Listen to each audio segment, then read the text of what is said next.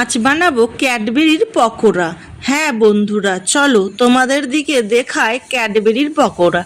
একটা জামবাটি নেবে, তার মধ্যে বেসন নেবে আর একটু লঙ্কা গুঁড়ো, হলুদ গুঁড়ো, এটা তো টেস্ট অনুযায়ী দিতেই হবে, তার সাথে একটু লবঙ্গ তো লাগবেই লাগবে।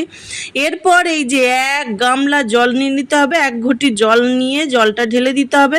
আর এখানে উনুনের জন্য উনুন রেডি করতে হবে। উনুন রেডি করে ভাই আমি উনুনে কড়া বসিয়ে দিয়েছি, আর কড়া বসিয়ে দিয়ে এই যে আমার কড়া গরম হয়ে গেছে।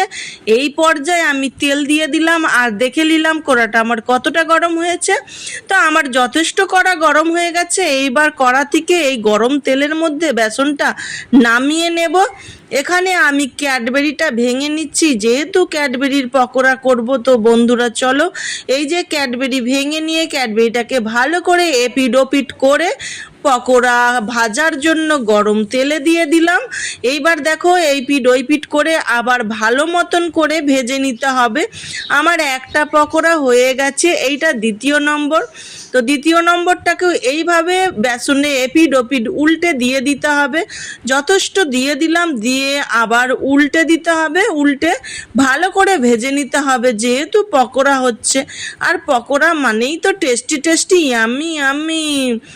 আবার একটা ছেড়ে দিলাম, কারণ আমাদের বাড়িতে অনেক সদস্য, অনেক অনেক করতে হবে, নয়তো মারামারি ঝগড়া ঝাঁটি অশান্তি লেগে যাবে। যাই হোক, আমার কিন্তু উনুনটা খুব সুন্দর জ্বলছে বন্ধুরা। আমার পকোড়া এই পর্যায়ে এসে কমপ্লিট হয়ে গেল।